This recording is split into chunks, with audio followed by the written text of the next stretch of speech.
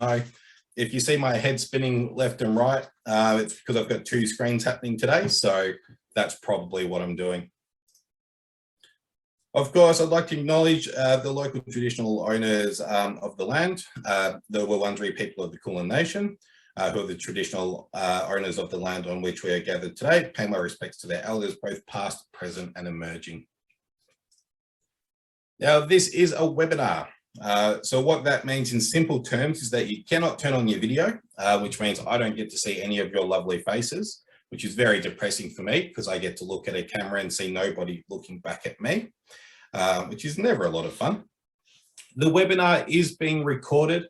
So what we will try to do is try to avoid using people's names. So if you ask a question, please don't be offended if I don't address you by name. We try to do that so that we keep everyone nice and anonymous. So even though you're on the webinar today, nobody can see your name. So it's all nice and confidential for you. And we'll try and keep it that way as best we can.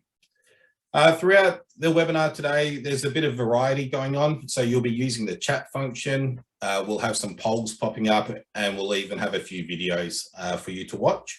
So it's not completely deaf by my voice, which I'm sure all of you will be greatly appreciative of at the end of the hour. So if any questions do pop up, please make sure you do ask, and you can do that through the chat. So what we'll do is I'll get everyone to bring their chat up. And what we want to know is literally, where are you joining us from? Are you joining us from Mt Evelyn or are you joining us from somewhere else?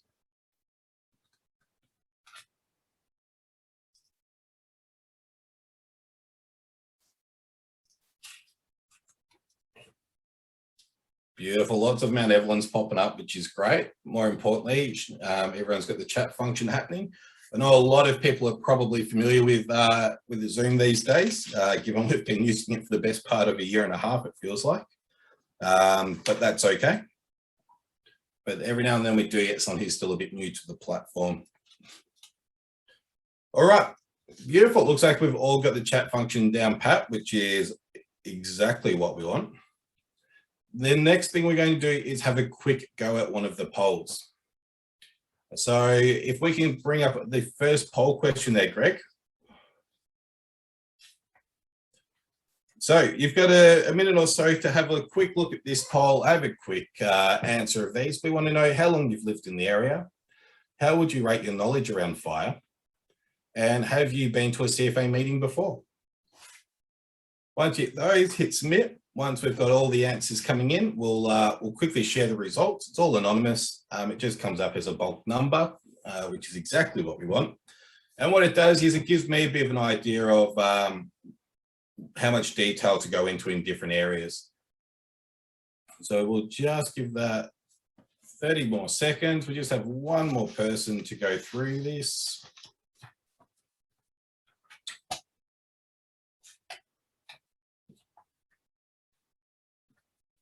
You guys are nice and quick on the poll. I like this. It makes for a good quick session. All right, let's end that poll there. And let's have a bit of a look. So when we have a look at the responses, we've got nearly half of you have lived in the area for 10 plus years. So you know the area back to front. We have a few people new to the area, which is great. Welcome. You've chosen a beautiful part of the world to live in. Knowledge around fire, we've got a little bit from everywhere, but the general consensus is that it's around medium. So that's perfect. Low, no worries at all. We'll get you up to speed. And we've got one person who says hi. So we'll be looking for you to contribute in the chat today for sure. And hopefully we can expand on your knowledge a little bit. Have you been to a meeting before? Over half of you have. So welcome back. Great to have you back. Hopefully there's still something that you can get out of this session today. All right, if there are any kids in the room, there will be a couple of parts of this session which isn't terribly kid friendly. It might be a bit distressing for them, especially if they've seen this sort of stuff on TV before and with the video. So we will try and give you a heads up though when we come to those areas. So more importantly, what will you learn today, or what will we go through? So we're going to take a look at understanding local fire risks. what to actually expect from a fire, how do you know if there is a fire, planning and decision making, and surviving if the plan fails or you get caught out. We don't go into a lot of detail today around planning. We do have bushfire planning workshops that can go into more detail around that. But basically what we want to look at is we want to have a plan A, which for most people is leaving early. We want to have a plan B, which is what happens if you don't do plan A. And then we have, I call it plan O bugger or plan C. What happens when A and B fail? So that's when we start taking a look at surviving if the plan fails or you get caught out. That's our plan O bugger. So we'll jump straight into it because I will try my absolute best to keep on time. And we're going to have a look at the local fire risk. So when we look at the state of Victoria, it's one of the most fire-prone areas throughout the world. I believe we rate somewhere in the top 3 behind, I'll say California's up there and also Spain, believe it or not. Although I feel like over recent years, Greece has probably given us a run for our money as well. So as I said, we're one of the most bushfire prone areas in the world. And we have a number of different types of vegetation that is a risk throughout Victoria.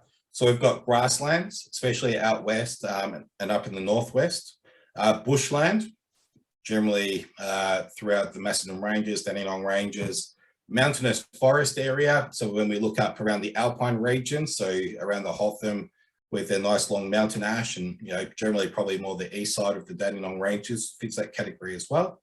And we also have general farmland.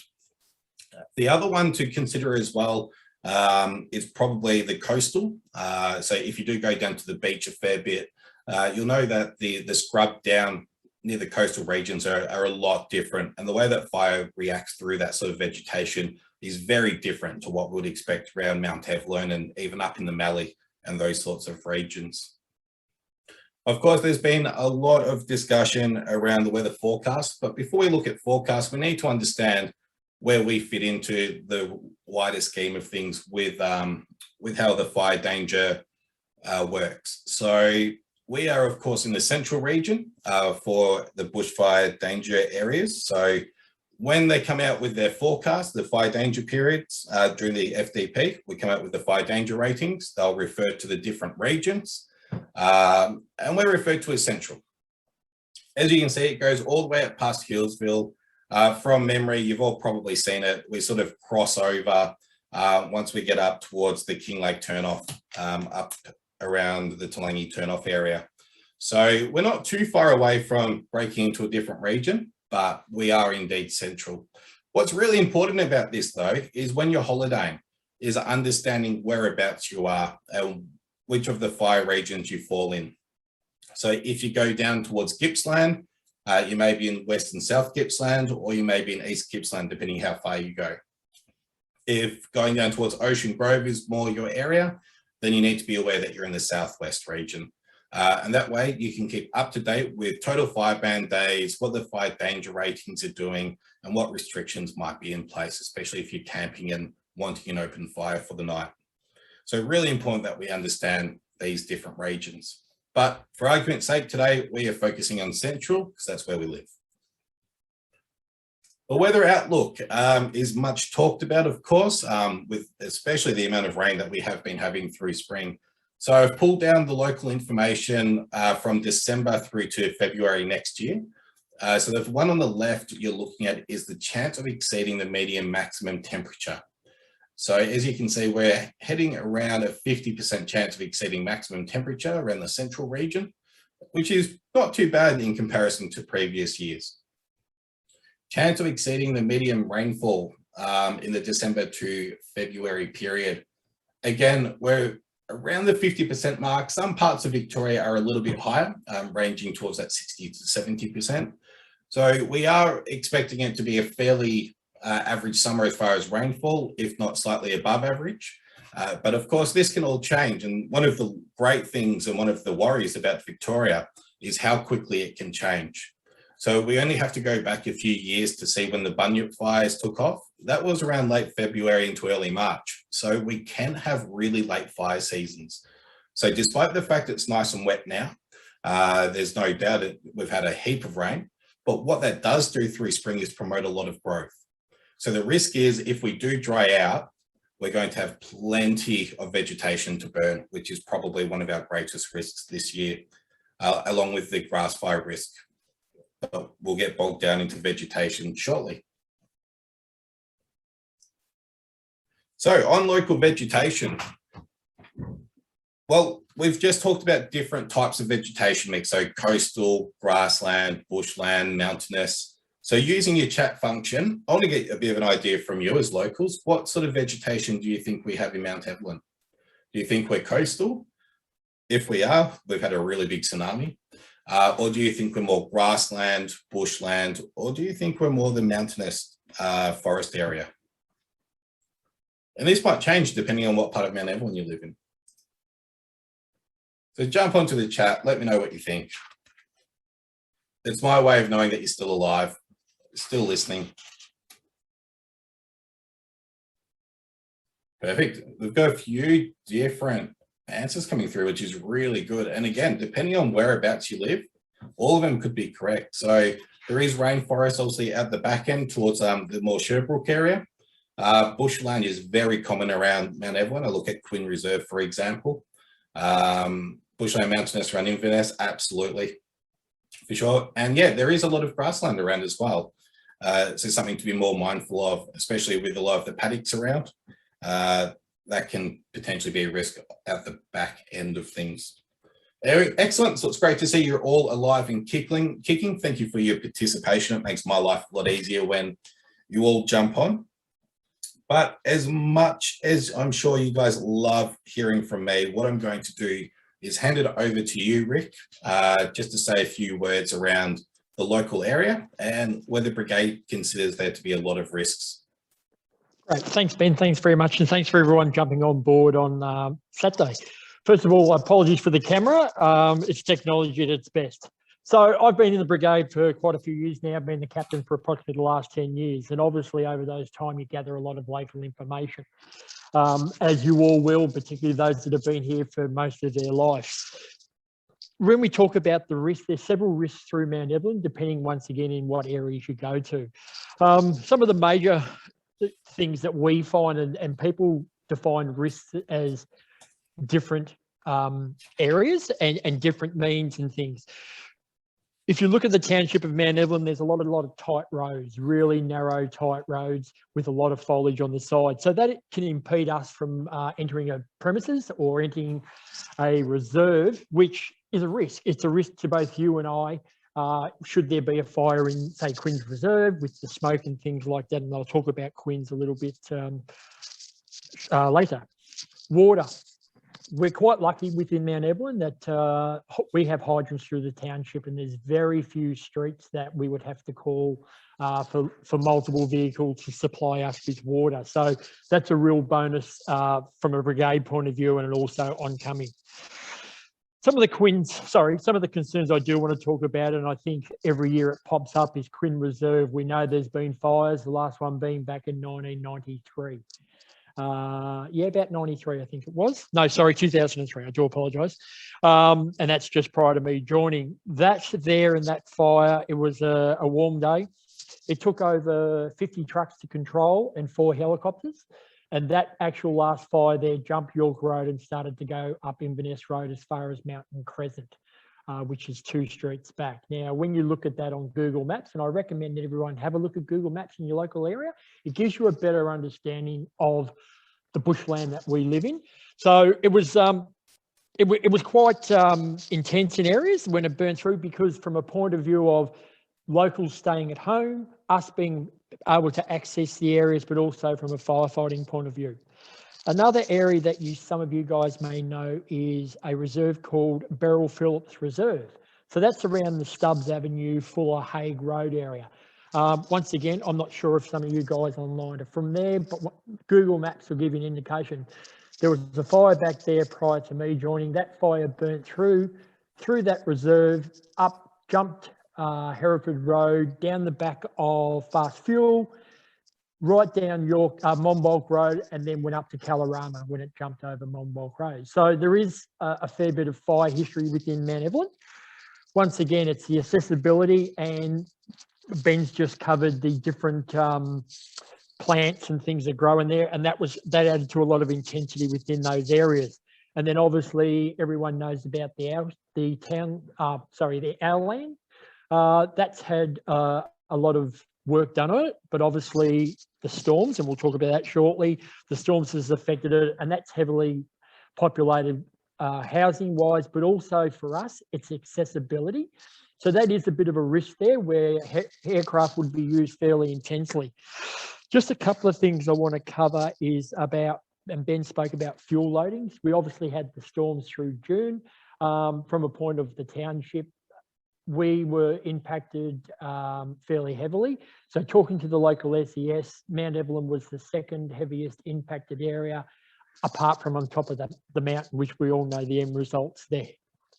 We lost probably between 10 and 15 homes in Mt Evelyn. I will be truthful as the captain. It was great that we actually didn't make the news, because then we don't have all the people wanting to come up and have a look around and see the damage, because as we all know, once a fire, flood or things have been through, it's stressful enough as it is on the residents themselves. If you look around, there's still many areas to be cleaned up, both on private land and also Shire land, and I've been talking to the Shire about that. So that's added to excessive ground fuel within Mt Evelyn. 2 Mondays ago, the brigade went out and did some fuel loadings in the area, and they were quite high, alarmingly high in certain areas. The weather conditions will play a huge part for the township of Mt Evelyn, depending on where it comes from. And pardon me, and as we know, some of the storms that we've had of the last lot have had easterly winds, which have caused more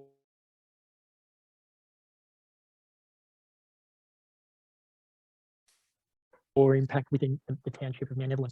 For us, from the point of view of being able to access a lot of these places like Hay Road, Stubbs, Fuller and things. So I really need you in your plan when, as Ben said, just not about planning today, but think about the traffic management of where you park your cars in the event of a fire and things like that, because that can impede what we do. Ben briefly touched about the fire danger period, and I was trying to get a police officer on today. So when the fire danger period hits, and if I'm jumping ahead, Ben. No, not at all.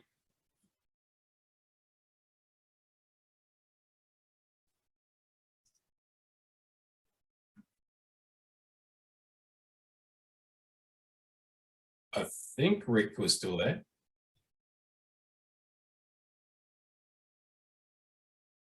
We may have lost you, Rick, at least your audio. We'll give Rick a couple more seconds, unless it's just me who can't hear him anymore. I've lost the audio. Yeah. All right, we'll try and come back to Rick if he jumps on. Yeah, we've lost him there. So I'll just continue on. And Rick was about to talk about, obviously, with the fire danger period and some of the rules around that. So if he jumps back on, we'll try and get him to cover that. The other thing that I'll cover off about the local area in Rick's absence is just around the Mt Evelyn Brigade capacity. So it's worth having a look at what they're capable of doing from a one-to-one perspective. So there's around 3,500 properties. It's probably more than that now, because obviously we've only just done a census, so we're waiting for that data to come out. And the population was just shy of 10,000 5 years ago. So I expect it'll be well and truly over that by now. The brigade itself has 3 fire trucks that carry water, and they also have a 4-wheel drive, which is a bit of a command vehicle. So when you look at the ratio there, that it's effectively 1 truck to just over 1,000 properties, the likelihood of you actually having a fire truck come to your house during a bushfire is incredibly low. So we do have to be very clear in the fact that the likelihood of a truck coming to your property is next to 0. So we do need to plan, when we do our bushfire plans, not to have the support of a fire truck there. Obviously, we'll do as much as we can to get a fire truck to your location, but please keep in mind that the ratio just isn't in your favor for one to come. So please try and be prepared not to have a fire truck turn up to your house. And Sorry no, about that, we Ben. can't have a helicopter just come to your house either, unfortunately. I wish we could. I think we've got you back on there, Rick, so I'll let you continue on. Yeah, sorry about that. That's the internet within Mt Evelyn in certain areas. So I haven't got much more to go. Okay. Just about the burning off, remember about, and I think you probably talk about this, Ben, about registering your burn.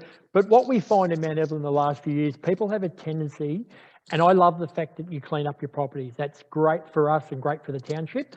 Try not to rake it under a tree, then light it. We probably attend 5 or 6 tree fires a year where people have burnt off at the base of the tree.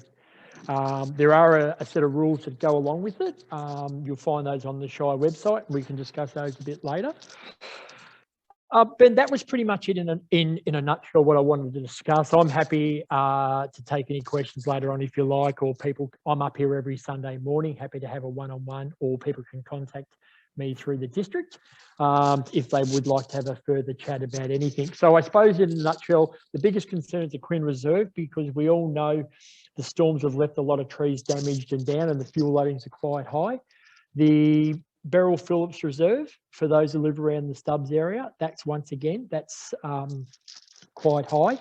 I will let you guys know that I have been in consultation with CFA Fire Management about doing some reductions or looking what we can do, working in conjunction with the township planning and also the Shire to reduce some of these risks should a fire come through.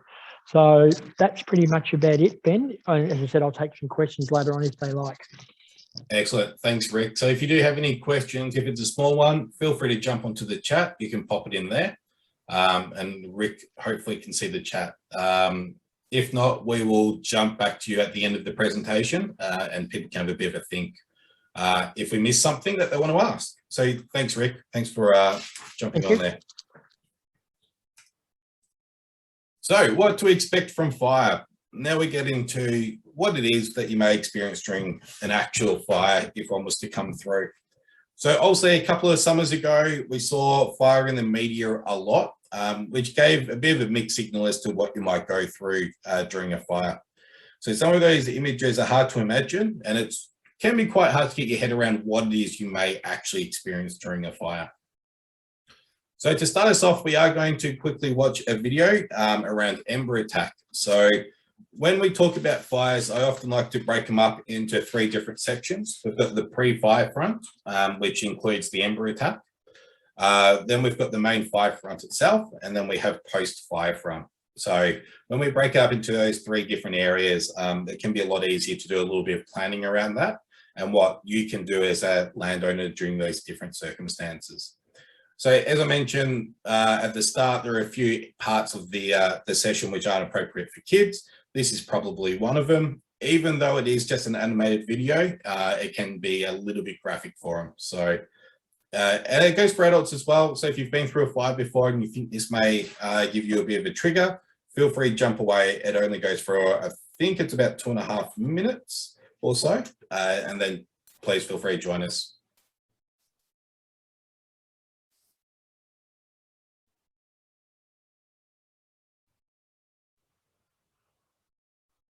During a bushfire, embers will reach your home long before the flames. I will just check. Can we all see that and hear that okay? Yep. Excellent. Thank you. Ember attacks are the most common way that houses catch fire. Embers are burning leaves, twigs, and pieces of bark. They help the bushfire spread by starting spot fires ahead of the main fire front. Short-distance ember attacks happen when leaves and small pieces of bark are blown from burning trees. The intense shower of sparks that forms fills the air with hot, burning embers, which will land on nearby vegetation and properties. The hot embers can easily land and get into your clothes and burn your skin, eyes, and airways. Small fires will start all around you and quickly become uncontrollable. The resulting chaos creates confusion as the fire seems to come from many directions, meaning it will be difficult to make good decisions about your safety. The experience will be physically exhausting and emotionally traumatic. Long-distance ember attack is caused by large bushfires that generate intense heat. As the hot air rises, it forms a column of smoke that sucks in air like a vacuum, increasing the intensity of the fire. The updraft in the column lifts embers like large pieces of burning ribbon bark hundreds of meters into the air, where strong winds can carry them many kilometers beyond the fire front. On Black Saturday, embers travelled more than 30 kilometres ahead of the main fire. When these embers land, they often start fires where leaves naturally accumulate, like in gutters, doorways and garden beds.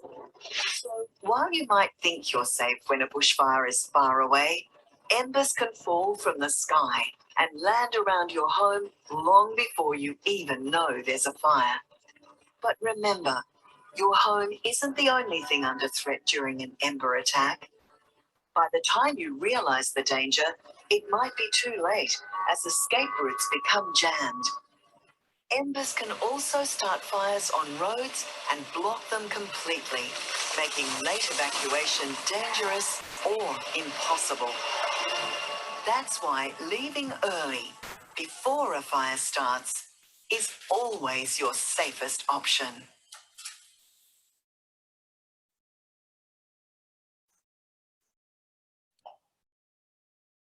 Excellent. So with ember attack, what we do know is it is a really big issue, especially around bushland, like what we've got in Mt Evelyn up at the Dandenong Ranges.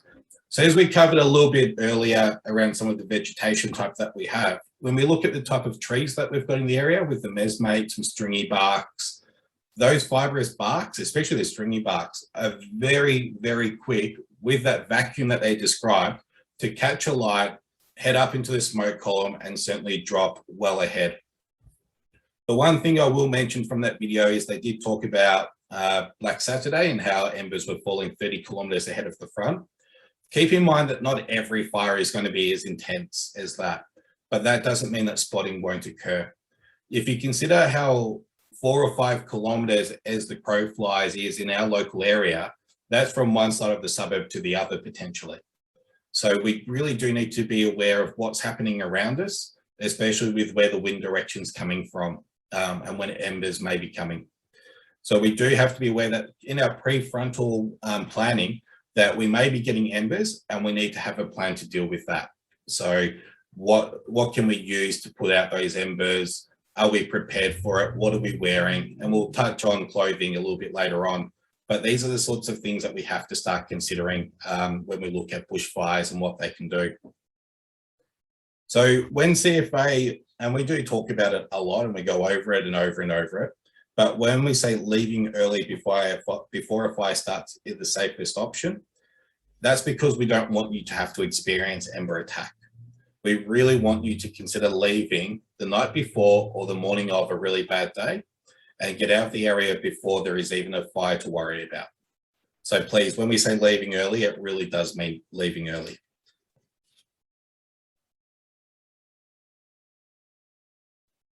The next video we're going to have a quick look at is around radiant heat.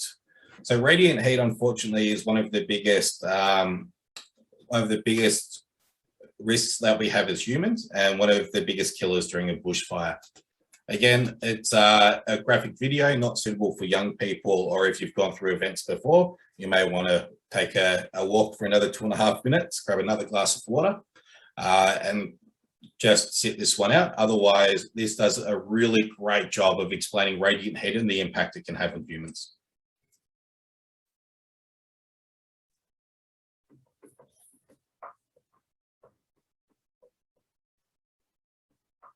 Victoria is one of the most bushfire-prone parts of the world. Every summer, bushfires threaten properties and lives. But did you know it's not the flames that kill most bushfire victims? No, it's the radiant heat. Most victims die from the effects of radiant heat long before they're reached by the flames. Radiant heat is what you feel when you sit next to a campfire. If a campfire heats up to 2 kilowatts per square meter, you'll feel that it's too hot and will want to move back from the fire. If you don't, this amount of radiant heat is enough to cause burns and blisters in as little as 40 seconds. At 12 kilowatts, it can cause some materials like dry timber to ignite. A bushfire can reach 100 kilowatts, and the effects can be truly catastrophic. For humans, radiant heat can cause burns from 100 meters away and cause a dangerous increase in body temperature. Radiant heat can cause the rapid onset of heat stroke. Heat stroke damages your brain, meaning you won't be able to concentrate to make good decisions as the fire arrives. Other impacts include severe damage of internal organs and death. There are some things you can do if you're caught in a fire. Cover your skin with long-sleeved, natural fibre clothing, like wool. It's also useful to know that radiant heat only travels in straight lines and can't bend around corners. So, sheltering behind or inside solid structures may help protect you. But be aware, radiant heat will travel straight through glass. The best defense against radiant heat is a simple one. If you're not anywhere near a bushfire, its radiant heat can't hurt you. Leaving early is always your safest option.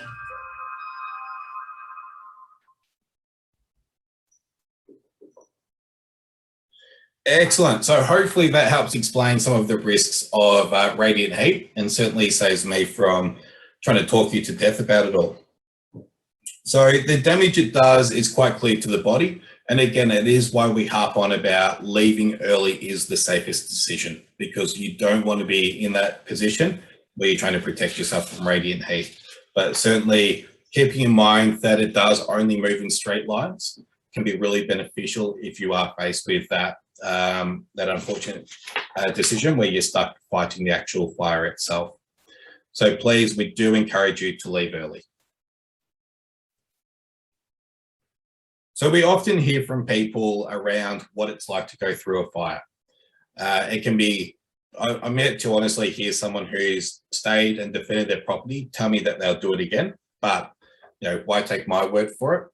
On the screen there are just a few quotes from a few people that were happy to talk to us. And again, we're going to have a really quick video from one person. It goes for less than a minute, just around their experience. So again, this he's talking about an actual experience with a fire. It may be distressing for some people, especially if you've been through a bushfire before. We can appreciate, can bring up some memories.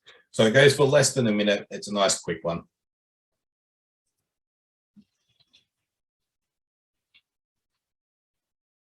10 years ago, when all the dams were full and the tanks were full and there was plenty of water, I probably would have stayed and I would have died. Nothing went the way we might have anticipated. Whatever preparations you put into place, you only need something small to go wrong. In future, I don't think we want to put the kids through that sort of trauma, I guess. Yeah, wouldn't put the kids through that again. If it was my choice, I wouldn't stay again. If we had another day like that, if I had the opportunity to get out, I would go before the fire even got here.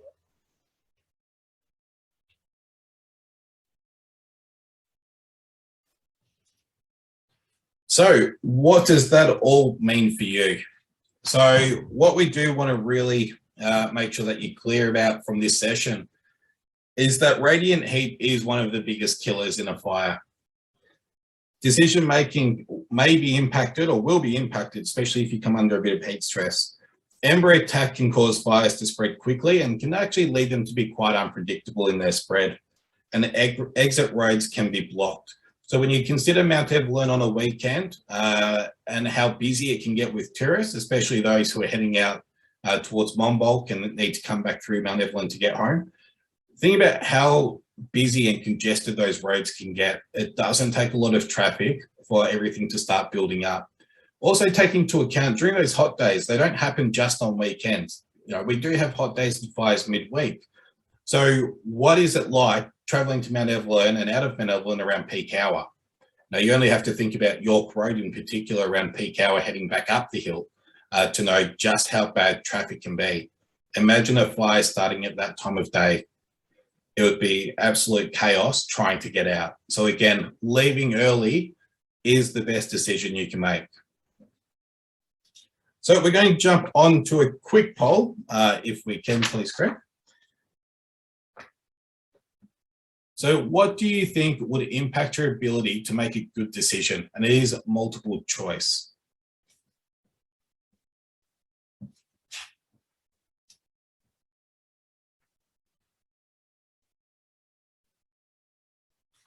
There you go, got away for a minute, at 0 for a little while, thought everyone had fallen asleep.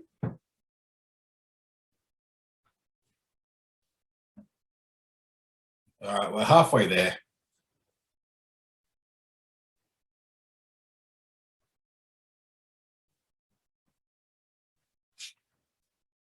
All right, 20 more seconds. Let's see if we can get a couple of more answers up there.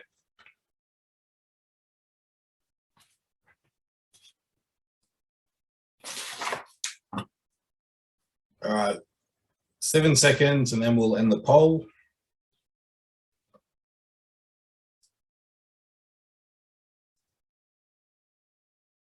Okay, let's have a look. So all of the answers are correct, but really interesting that all of you went for rapidly changing situations.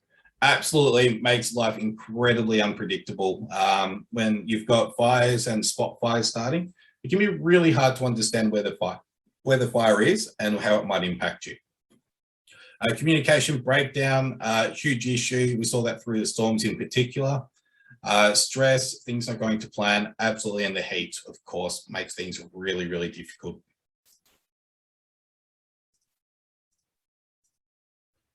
So how do you know if there's a fire? Kind of critical in the whole bushfire aspect is knowing that there is actually a fire to begin with.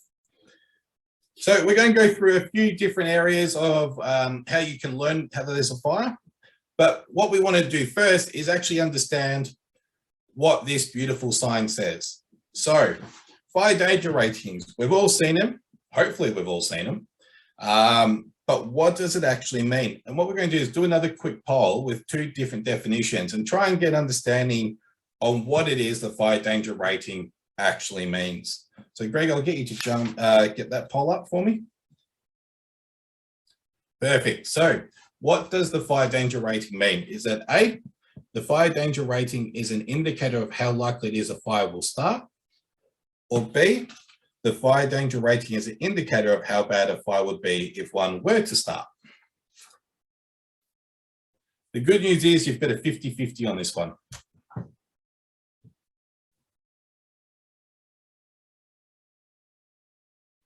So option A, how likely it is a fire will start. Option B, how bad a fire will be if one was to start.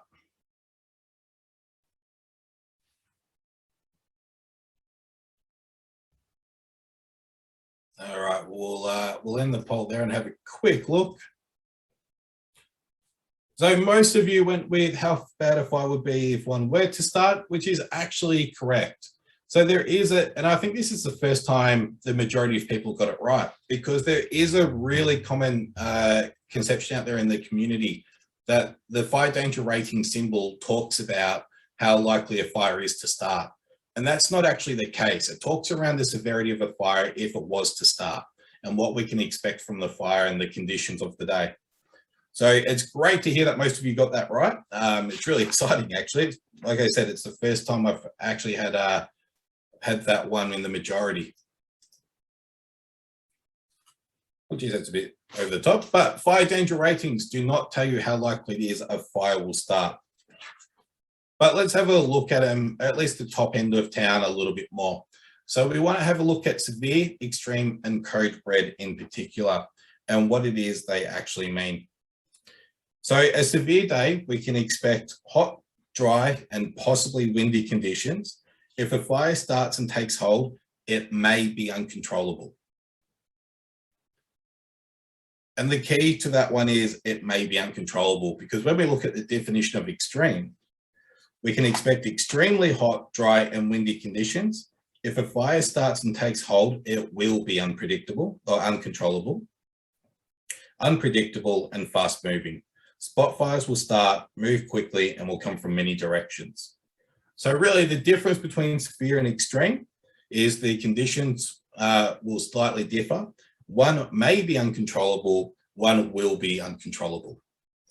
So on a code red day, these are the worst conditions for a bush or grass fire. Homes are not designed to be constructed for these conditions. So a code red day, we do not expect houses impacted by fire to survive. That's the black and white of it. Even on the extreme day though, when you consider what extreme looks like, extremely hot, dry, and windy conditions, if a fire starts and takes hold, it will be uncontrollable. So we really do have to consider, when we look at creating a plan, we talked about trigger points, which is when do we activate our bushfire plan? And a lot of people use these fire danger ratings. So the key question is, what's your trigger? Is it severe? Is it extreme? Is it code red? And a lot of that will depend on your living circumstances. But again, I'd encourage you to go to a bushfire planning workshop to learn more about how to plan for a bushfire. And we go through all of this stuff in a lot more detail.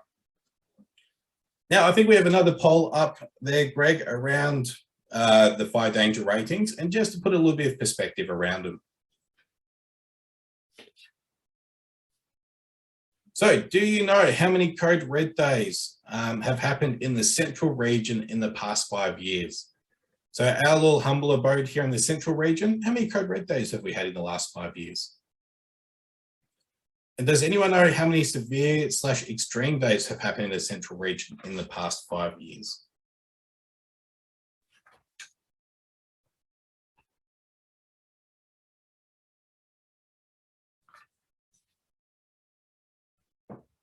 So we'll give it a few minutes, a little bit to consider. No Googling, although I don't know how quickly you'd find the information with a Google anyway.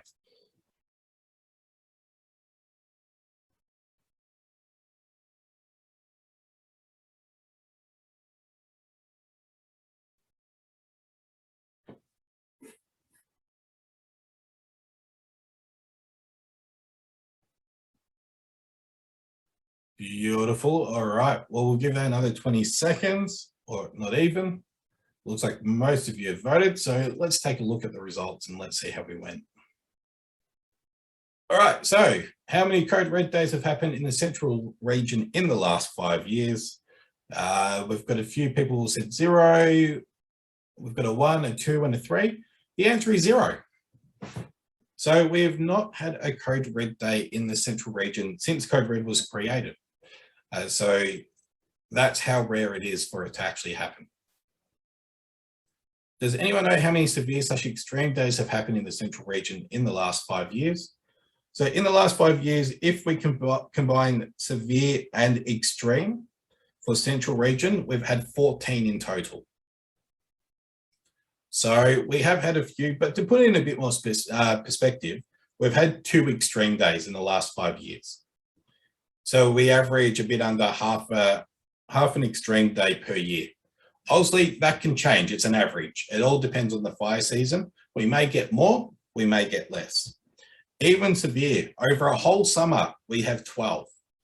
So when we talk about leaving early, we're not talking about a massive inconvenience to your life. We're talking about a few days, potentially a year. So, 2, a bit over 2 on average, severe per year. We're not talking about really big inconvenience here, especially when we consider that we're talking about your life.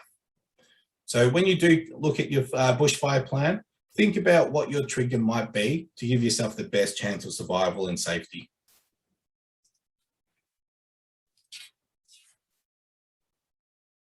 All right, let's talk about how to find out if there is a fire in your area. If there is only one takeaway you get from today, it is this. Yarra Valley Notice Board is not a reliable source of information. And those of you who are on the notice board, hopefully are having a bit of a giggle, having a laugh, and thinking back to all those posts about what is that helicopter doing in the area. So please do not rely on those informal sources of information. So we know that there's a lot of different ways to get information these days, but not everything you hear or read is correct, which may come as a bit of a shock to you, of course. So we should not rely on what we overhear at a cafe. Don't rely on what we hear on informal notice boards like Yarra Valley, and try and actually get information from formal sources themselves. The other one I'll touch on quickly is Mt Evelyn CFA have a great Facebook page. It's great for most of the year. The only time you shouldn't rely on it is when there's an actual fire happening. They're a bit busy getting the truck out the door rather than providing information. So try and stick to the more formal sources that we're about to discuss rather than the local brigade. But if you want to know anything about community activities, events, or these sorts of sessions, that's where you go to check it out. So I highly recommend giving them a like at the end of the session. So the more formal resources that we do have for getting information, we've got the local news. Of course, 774 ABC Melbourne is the local radio of choice for emergency broadcasts. The Vic Emergency Hotline is always a good one, 1-800-226-226, worth saving in your phone. Of course, you can go online onto the Emergency Management Victoria website or CFA website. The agency social media. So if you follow the CFA Facebook page, you will get information from there. Again, avoid trying to rely on local brigades. The Vic Emergency app, if you don't have it already, absolutely worth downloading. The National Relay Service for people who are hard of hearing. We do have an interpreter service available as well if English is your second language. And we do have emergency alert functions that can happen during a significant emergency. Again, I would recommend not relying on it. If you're getting a text message as part of an emergency alert, then you should probably already know there's a fire in the area, because they come out generally around emergency warnings that you're about to be impacted. But let's have a look at those different warnings. So there are three key ones that you'll come across a lot during summer, and a lot of them you're probably already familiar with. So we've got advice messages, which is that an incident is occurring or has occurred in the area, and monitor conditions. It can also be used as a notification that there's activity in your area has subsided and no longer a danger to you. So it's a heads up. The watch and act, an emergency is developing nearby. You need to take action now to protect yourself and others. So this is the final heads up. You know, there is something really happening here. It's coming towards you. You need to be taking action. So if you're at home and you're up to your plan B, you need to be putting all of those into action. And of course, the top, which is emergency warning, you are in imminent danger and you need to take action immediately. Really take time to read an emergency warning if you receive one. It will come out with some information on what you can do to survive. So a lot of the time during a fire, it may say that you need to shelter in place. It's too late to leave. So make sure you do have a really good look at the emergency warning and what advice they're giving you. The other key message is don't expect to get all three warnings. Depending where you are in relation to the emergency, or in this case, a fire, you may go straight to a watch and act or straight to an emergency warning.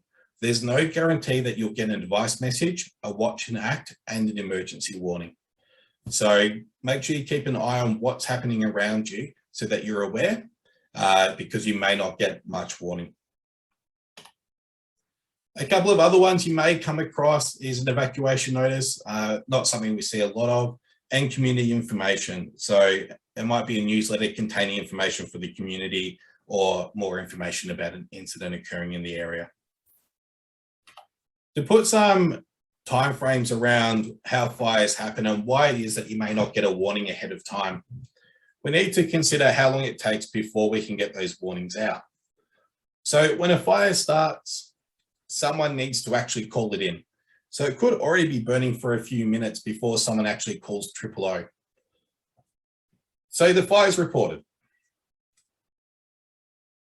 It could be up to the 15-minute mark before we even get a fire appliance on scene. Keep in mind that generally we try to get a truck out the door within 4 minutes. Mount Evelyn are really good at doing that. You're in great hands with Rick and the team. But they also need to get to where the fire is. And that's where, if we have a look at what Rick was saying about how you park your cars, that can add quite a bit of time to the response time. Or if everyone parks really considerate to trucks, they can get there a lot quicker.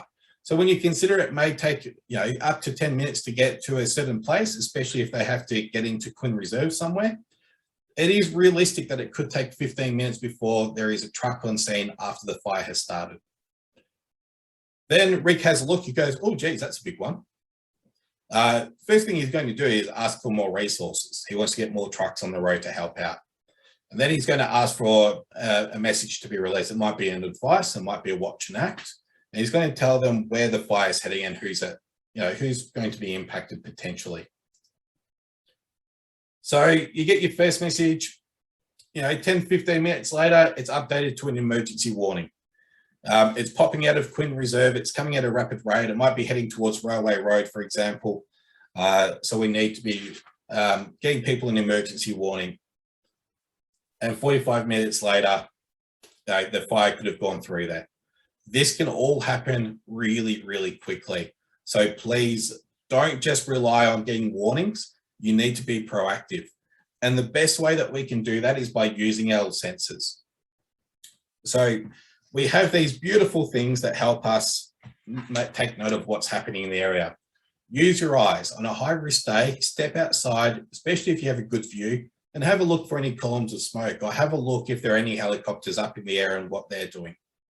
Listen out, have a listen for sirens, again, helicopters, anything that may indicate that something's happening in the area.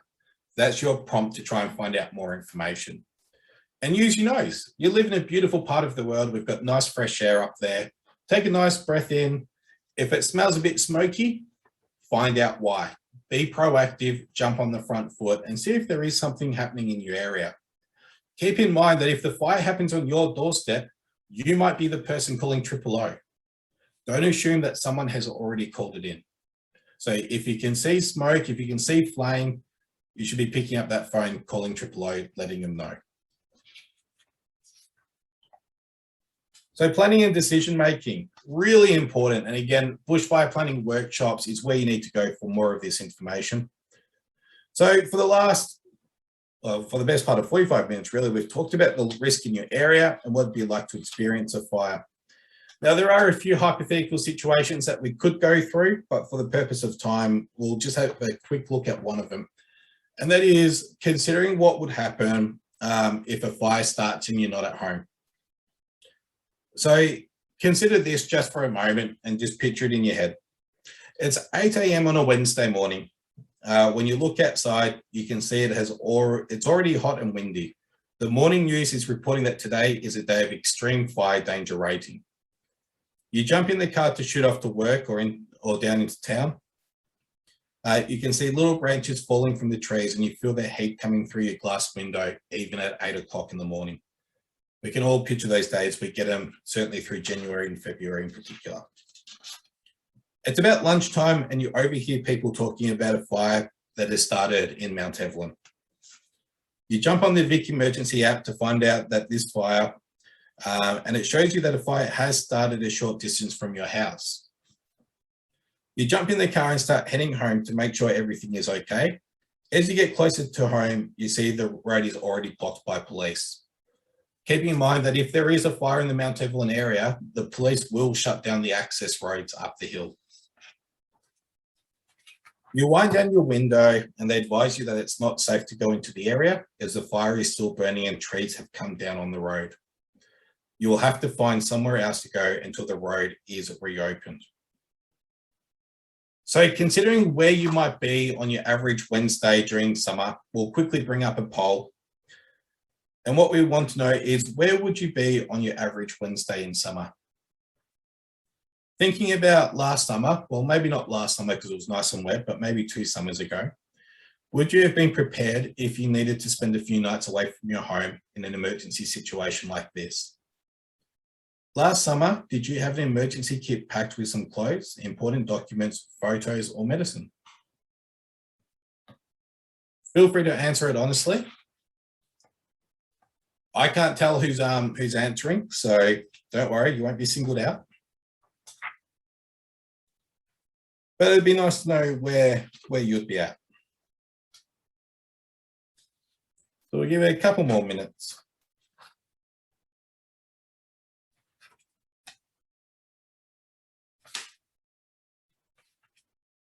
So picturing that, you could imagine that it could be quite a stressful situation. And it probably feels like you're trying to take in a little bit of information at the moment. But these are all different things that we need to consider. Will we be prepared? Do we have what we need? So let's have a quick look at what some of you have said. So work and home, almost 50-50. Unfortunately, none of us really get to holiday these days. Maybe soon. Think about last summer, would you have been prepared? Quite a few of you said yes, which is great. If not, that's something you can take away from today to start helping you prepare. So considering what would happen if you're stuck away from your house. And did you have an emergency kit with you? Yes, no. Again, great to see a lot of you saying yes. There's a lot of preparation happening in this community, which is brilliant. But if not, again, it's something you can take away. It's always worth having a look through what you want to pack now so that you can get that prepared for this summer while you're nice and relaxed and thinking clearly. The last thing we want to do is be packing things at the last minute.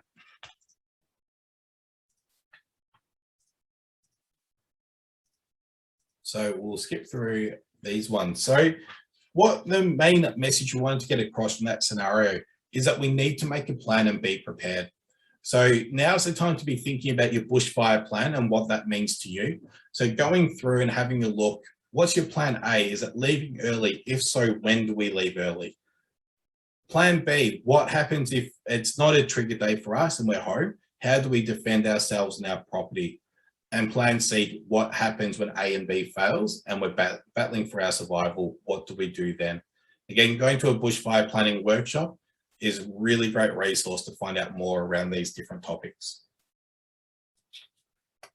So survival options, if your plan fails, we'll quickly try and whip through some of these.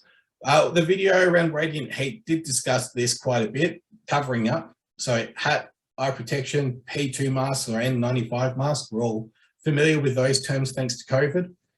Natural fiber clothing, don't wear synthetic stuff like what I'm wearing. We need to try and keep it to natural fiber clothing. Going to an op shop can be a great option for that. Tough leather gloves, sturdy boots, wool or cotton socks. Every element of what we wear is really important. The biggest thing as well is to try and make sure that you've got water with you and food with you, because you need to try and keep rehydrated throughout the whole process. It's very easy to forget that you need to be rehydrated.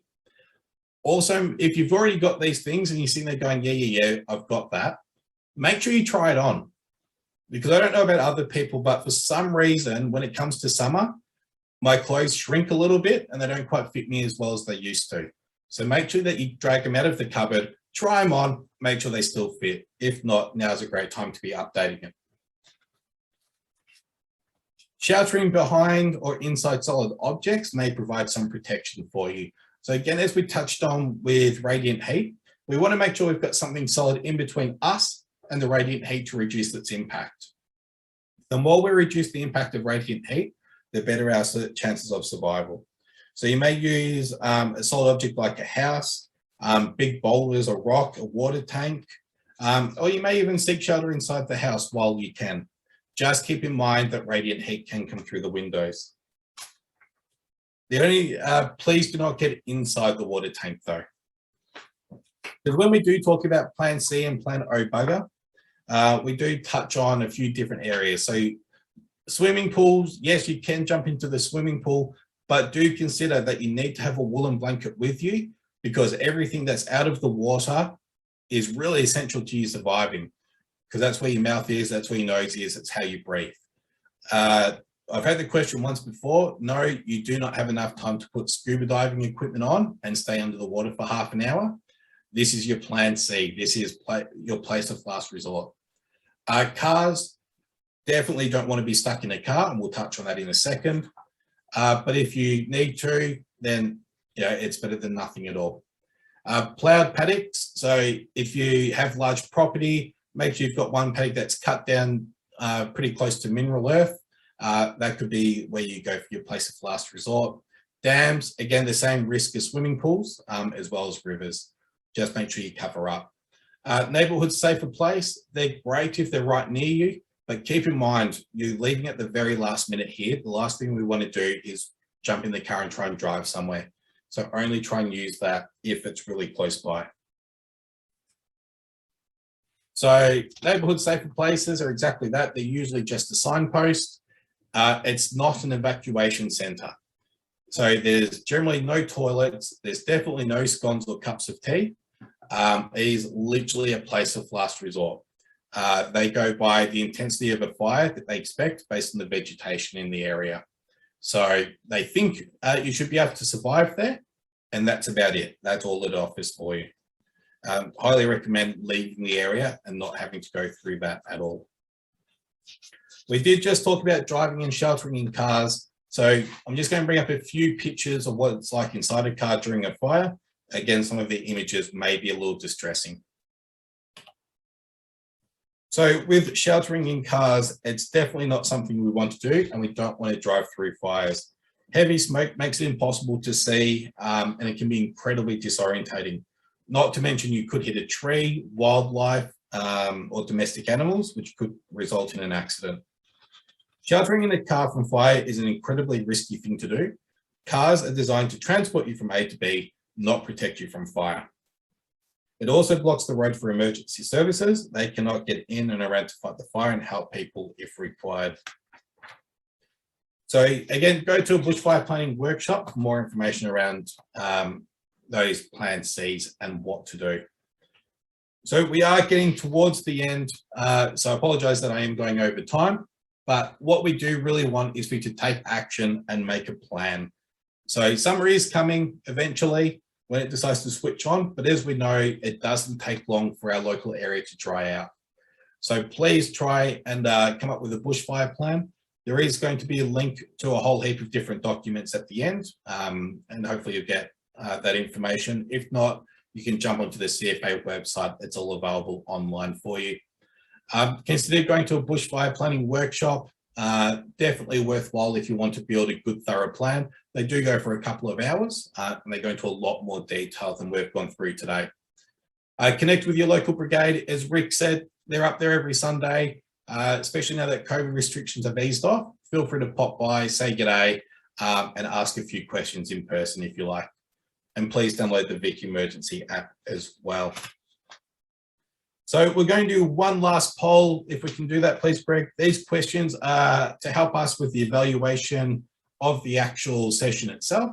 So we want to get a bit of an idea around, did the meeting give you a better understanding of the bushfire risk in your local area? And would you recommend this program to family, friends, or neighbours? So two hopefully simple questions. If the results are good, I'll pass it on to my boss. If the results aren't so good, then we'll just keep it between you, me, and the fence post. Not that, hopefully Greg will pass them on. While you're completing that survey, just a reminder that the local district is here to help. They do have a number of different programs they can help you with. So there's a property advice visitation service. So if you'd like a more one-on-one piece of information, they can organise for someone to come to your place, do a walk around with you, and identify some of the risks with your property. So worth jotting down that email address or phone number, give them a bell. They'll be more than happy to help you. I'll just end that poll and share the results on your feedback. We've done okay, so we'll pass that one on to the powers to be, let them know that we did okay. So I appreciate all of your feedback on that one. And more importantly, I do appreciate you giving up your Saturday to be with us today to learn a little bit more about fire. I know it's incredibly hard with how wet it's been, but we do know that summer will flick a switch at some point. If today has brought up anything, especially through those videos, those past experiences, we do want you to feel free to reach out for help. So please do feel free to talk to a loved one. Beyond Blue or Lifeline are always there to chat. And a reminder, if you want to jump on, you can visit the CFA website, download resources from there. And we do absolutely encourage you to complete the survey. That just helps us improve the program a little bit more. I will throw it open to questions, but before I do, a big thank you to Greg for jumping on, giving me a hand today, making sure that he was ready to pick up the slack if I accidentally dropped off the line. Huge thank you to Rick from Mt Evelyn for jumping on, talking about the local area. And a huge thank you to Christian in the background from Mt Evelyn Fire Brigade as well, who organised the session. So he didn't get to talk today, but he did a lot of organising in the background, and we really appreciate the work that you've done. So if nothing else, we will be here for questions for the next few minutes, but otherwise you are free to head off. A big thank you again for jumping on today. We really do appreciate you taking the time, and absolutely we encourage you to either head down to the brigade, say g'day, or attend a bushfire planning workshop and one pops up in the area. So we'll open up to questions. Otherwise, we wish you guys a good day. Thanks, Ben. Thanks, Greg.